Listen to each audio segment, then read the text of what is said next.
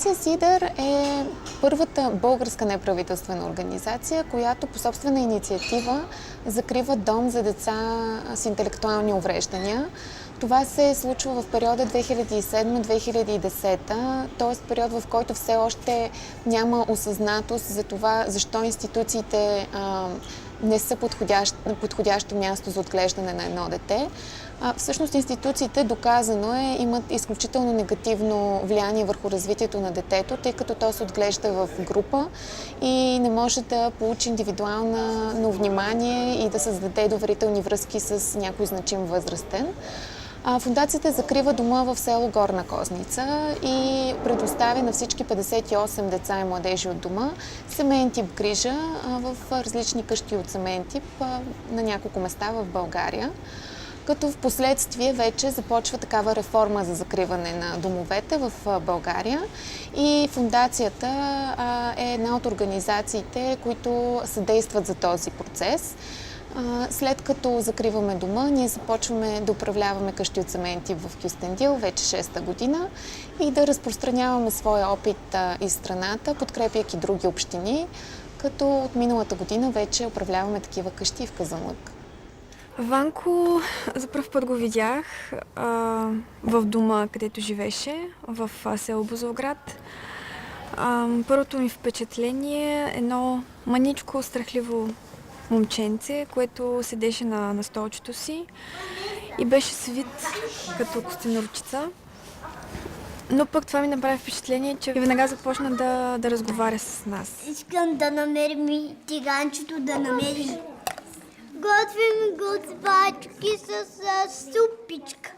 Пък да готвим картофки с сиренци и картофки се готви. Дай кашкавал. Не, кюфтенци с картофино пюренце. Ванко е незрящ и му е много трудно да се храни сам. Той в началото нямаше представа за себе си, за тялото си, за това къде му се намират различните части на тялото. Сега вече без помощ се храни сам, въпреки че продължава да изпитва страх от непознатото. Много е любопитен и иска да опознае всичко, какво се случва около него. Бате, кой е той синьор герой? Лерски ми обраче се нарича той. В робство и неволя беден се родил, но сърцат порасна от малкият Васил.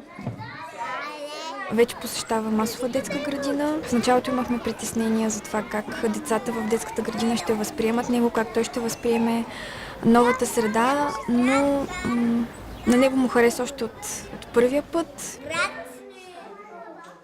Аз обичам да идвам в детската градина.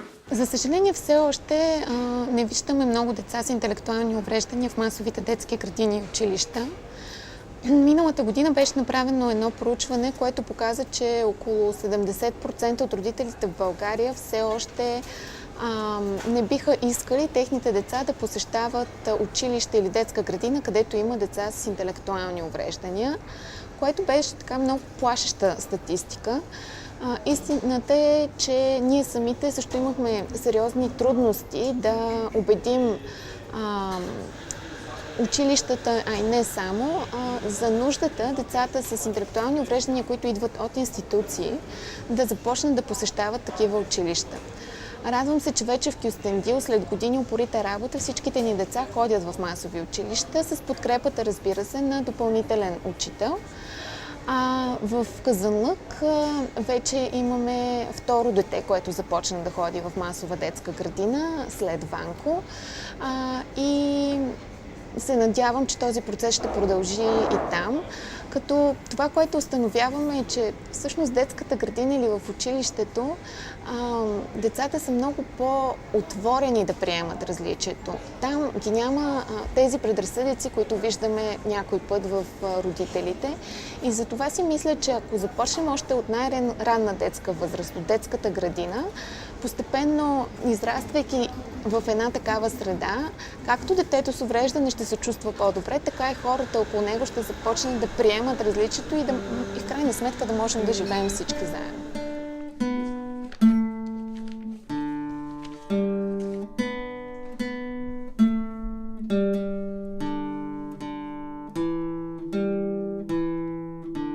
живеем в общество, в което не сме толерантни, не сме научени да бъдем толерантни към хората с увреждания, а тези хора имат право да бъдат равни, да бъдат зачитани, да бъдат уважавани.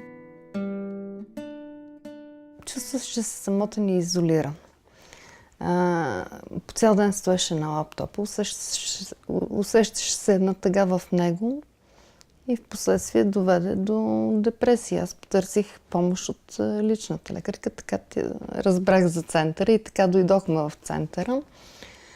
Много неща се промениха. Преди 5-6 години направихме едно проучване в Кюстендил, което ни показа, че около 100 човека с увреждания нямат достъп до някакъв вид подкрепа, която да им помогне за това да бъдат по-самостоятелни, да се чувстват част от тази общност, да започнат работа. Оказа се, че има страшно много хора, които са над 18 години, но живеят в изолацията на своите домове, заедно с родители или близки, които се грижат постоянно за тях. И на практика те са напълно изолирани от живота навън. Това беше причината ние да искаме да създадем един такъв център, като сключихме партньорство с община Кюстендил, получихме финансиране от посолството на САЩ в България и започнахме строежа на Центъра за социална рехабилитация и интеграция. Вече оказваме подкрепа на 32 човека. Техните родители също започват да имат време за себе си. Те самите да излизат, те самите да се социализират, да могат да работят и се чувстват и виждам разликата в начина, по който те се чувстват. Точно като откривахме центъра, получихме едно телефонно обаждане от една майка, която ни каза, разплакана ни каза, кога ще отворите центъра. Аз чакам вече няколко месеца, нали, моля ви се, отворете го, защото моят син трябва да има къде да ходи. Ние сме абсолютно затворени, аз не мога да работя и не знам как да се справям с това. Той стана по-щастлив, по-убеден в себе си, по-мобилизиран да прави нещата по-добре. Да, имам още картини дома. Най-повече опитам да правим различни видове.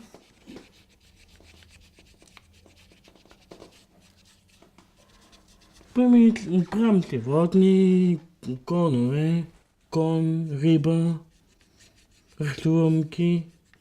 Разказва как са правили мартеници, например, какво е рисувал, на кого ще подари, започва да мечтае, че ще направи в живота си. Не знам, много неща ще направи. Има желание да направи концерт пред голяма публика. Той все по-често казва, аз ще работя, аз ще ти помагам, аз ще направя, ще живея сам. Най-опитам семейството ми да ми радват. Назоваваме ги, нали? Да, знам ги, кравите. Да, какво е това? Крава. Крава, добре. Искам да ги подреждаш, обаче по цветове. Виждаш ли? Нали? Ето, тия са в жълто. Тук има в синьо, тия в червено и после ще обясна кои какви са. Лясовица. Лястовица. Чето това ми кажи какво е. Пеперуда. Точно така. На самата мен и на самите родители, може би, им дава надежда, че нашите деца ще успеят. Аз опитам да идвам тук. Всички институции за деца, независимо дали децата имат увреждания или не, са доказани, че не са подходяща среда за отглеждане на едно дете. Като основната причина е, че дори да има желание от страна на хората в тези институции да полагат добри грижи за децата там, това физически не е възможно, тъй като в група от 60-70 деца има по 2 човека, които следва да се грижат за тях. Това е причината да започне тази реформа за закриване на домовете. Тя започва през 2010 с цел до 2025 да няма нито един дом за деца. По какъв начин се определя къде да отидат децата, това следва да се прави на индивидуална база и ние като организация, която е минала през този процес, настояваме всяка една институция при закриването да се прави подробен план къде е най-подходящо едно дете да отиде. Хората, които работят в фондация Сидър, са хора с големи сърца. В къщите от семейен тип целта ни е да работят хора, които са готови да се учат и са отворени за това, без да е задължително те да имат някаква предварително образование в социалната или друга такава сфера. Когато постъпват на работа при нас, хората получават въвеждащи обучения, като в процеса на работа, разбира се, възникват нужди от допълнителни обучения, консултации, подкрепа.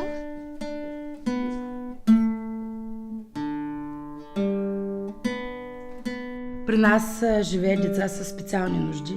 Те нужди отдавна вече за нас не са специални, те са станали ежедневие. И смятам, че тези специални нужди всъщност са нуждите на всяко едно дете. Те искат, както видяхте, Мира иска мляко.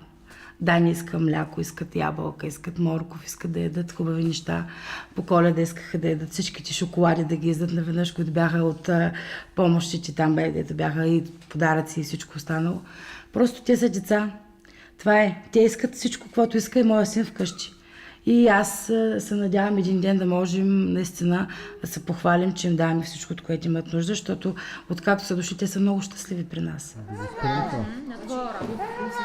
Точно така, на двора.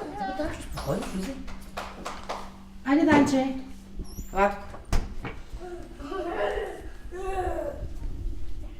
Внимателно. Чули? С две ръце. Почвай. Внимавай, ти казах. Моите деца, те са си моите деца. Аз работя вече една година от самото начало, като отвориха къщата. И нито веднъж от самото начало не съм изпитала страх, не съм изпитала някакво притеснение, че прямо ще дойдат някакви такива особени деца. Едвам чакахме. Всичките, не само аз, абсолютно всичките ми колеги са страхотни. Едвам чакахме да се появят децата. Даже първата нощна смяна бяхме аз и моята колежка. Бяхме се заключили. Страх не беше да не станат и да избягат през нощта. Ние сме тук, за да им дадем топлина, обич, разбиране и всичко, от което се нуждае на дете. Ние не правим разлика между тези деца и децата в собствените ни семейства, защото ние сме по толкова часове тук, че тези деца вече са станали нашите деца. Не там. Натискай браво на моето дете! Какво е това? Чушка! Това какво е? Какво е? Ябълка. Мира я видях, тя е толкова самостоятелна, че аз се възхищавам с всеки изминал ден. Тя става, показва какво иска да прави. Единствено, че не може да каже ясна дума, но няма значение, аз я разбирам. Той Милен се шегува преводачката, ела тук. Ходи си в тоалетна самичка и си е съвсем самостоятелна. Малко обича да се осамотява тя. Не от децата, които обичат да се включва. И трудно си показва обичата, обаче като се свикне с тебе, чудна. Покажи как ми ябълки, тя иди. Вземи я и изми над мивката. Айде, мила моя, давай сега. Айде.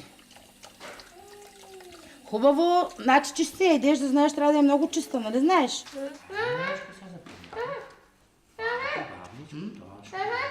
Давай. Ето. Хоп.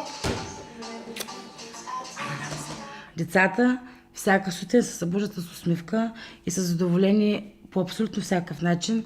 Не само храна и вода и там, нали, физическите нужди. То просто знае, че когато ме погледне, може да получи абсолютно всичко, което иска. И дори да му се скарам, аз му се карам, както майка му да му се карала. Не, че не им се караме. Всеки ден им се караме сигурно по 1000 пъти на ден. Обаче те ни им пука, кефят, не се радват, не са и вече знаят всяка една от нас какво може, нали, от всеки какво може да вземе, какво може да извлече за себе си. Хитруши са големи и са страхотни. Рачо казва, на мене ми казва мама, Деница, много те обичам, мама. И не само на мен, той го казва на абсолютно всички. Всеки един го е чувал от него това нещо. Като влизаш вечер или през деня сутрин, да кажем, идваш за работа, по което и да е време, те гледат, когато видят, че идва някой от нас, такива усмивки до тук вече, дори по физиономията, в един момент може да кажеш коя колежка идва. и вече щастлив и чака, нали, и те хваща за ръцете, и те прегръща, рача ме стиска всичка сила и не ме пуска. 5 минути се държиме и така, докато вляза. Викам, моля се, остави ме да си оставя чантата и пак ще дойда при тебе. Това е. Имаме 4 центрове за настаняване от семейен тип в Кюстендил. Това са 2 къщи и 2 апартамента, като в къщите са настанени по 7 деца, а в апартаментите по 4 възрастни над 18 години. Всички те са с интелектуални затруднения и идват от дома в Горна Козница, който закрихме. Там те получават 24-часова грижа и подкрепа и всъщност това е техният дом. Целта е те да излизат навън, да ходят на училище, да ходят на работа, да имат приятели навън, а вкъщи да се връщат така както всички ние у дома.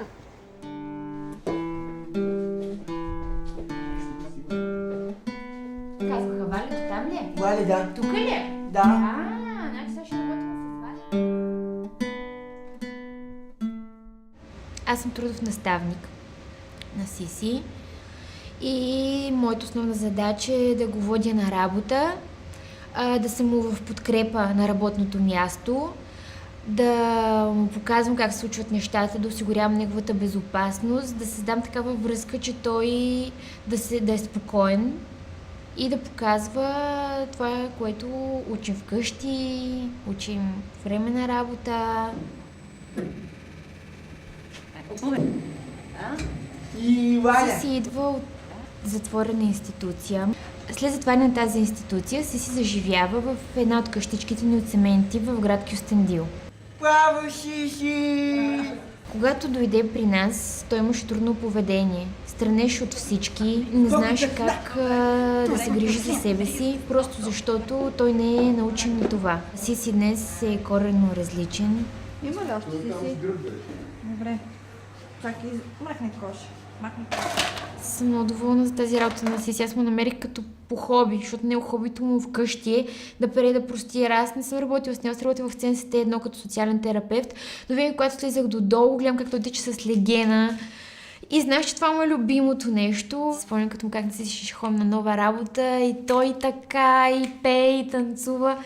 Много хубаво. И като тръгна да влизам в фондацията, като отворя вратата и той отваря отдолу той така разстояние, започва да крещи. Аз утре на работа с тебе, с тебе.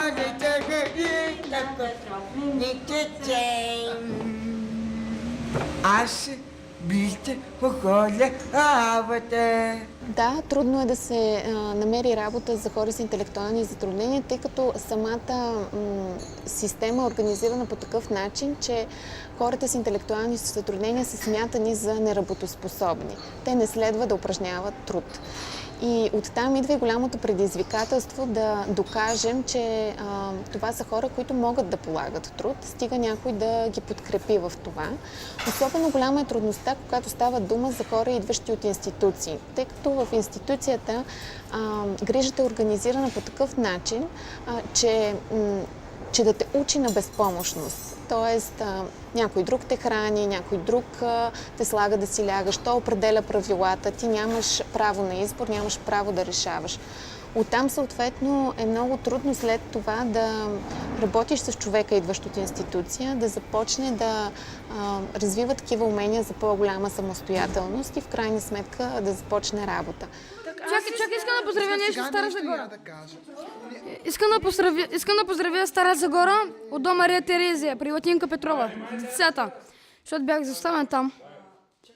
Това е за всички у дома. Аз също. Така, искам и аз.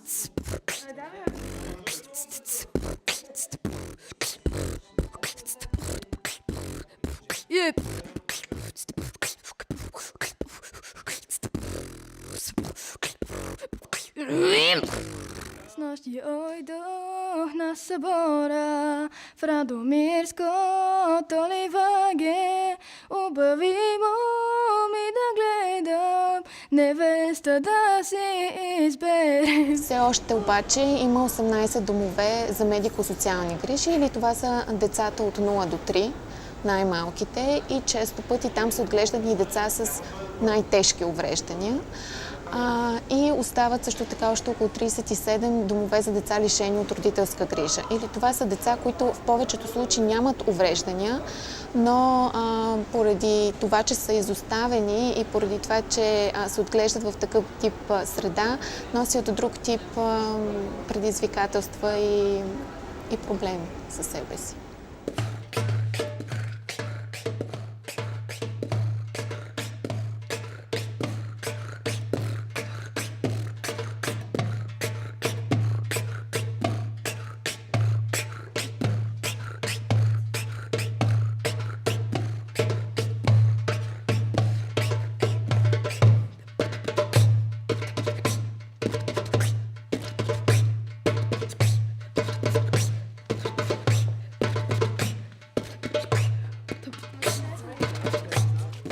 При нас всяко дете има своята история, има какво да разкаже. И това е важно за нас. Историята на Дончо. Той е нашата гордост. Играе в футбол, в отбора на надеждата на България. Ходи на първенства. Беше в Амстердам преди да дойде при нас. Има много медали. И е пълен отличник в училище. Дженис и Райна имат вече семейство от Америка, майка, татко и 7 братя и сестри там. Най-малкото е на 2 годинки. На 2 седмици веднъж си говорят по скайп, цялото семейство с тях. Сега ходят на уроци по английски и до 2-3 месеца. Бай-бай! В Америка. Да. Какво правите там? Ами се живеем. Имаме Еми. Малката Имаме Еми. малка. Имате малка ви си. Бебиче. Имаме беби къси. Да. Памела е мама, а пък Тони е басани. Ние имаме една такава къща в Казанлък, където са настанени деца без увреждания, но също от институционални домове. Там предизвикателствата са други. Там го няма това видимо различие с останалите хора, което кара хората да странят понякога, но има една друга болка, която носят със себе си тези деца, най-вече заради изоставянето, но също така и заради усещането, че те са част от една голяма група, че те нямат своята индивидуалност, че към тях не се подхожда индивидуално. Откакто са в нашата къща в Казанлък, ние се стремим да опознаем всеки един от тях с неговия характер, с неговите желания, мечти и да подходим индивидуално. Вече едно от нашите момичета, след като ни сподели, че от 4-ти клас мечтае да стане фризьор, започна фризьорски курс преди няколко месеца в центъра на града, в един фризьорски салон. И точно преди няколко седмици бях на гости и тя се чувства изключително щастлива заради това, че вижда, че не просто нейната мечта става реалност, но и че тя ще има професия, тя ще има нещо, с което да се чувства значима, да може сама да вземе живота си в ръце. Други от нашите деца, един от тях е във футболен отбор, имаха доста голяма победа, бяха 9 от 47 отбора в международно първенство в Амстердам. Така че те непрекъснато ни показват и ни насочват в крайна сметка какво желаят и как могат да се развиват. И нашата цел е такава, да не бъдат завинаги зависими от нашата грижа, но да получават подкрепата, от която имат нужда, за да могат да живеят пълноценно. Чуйте ме!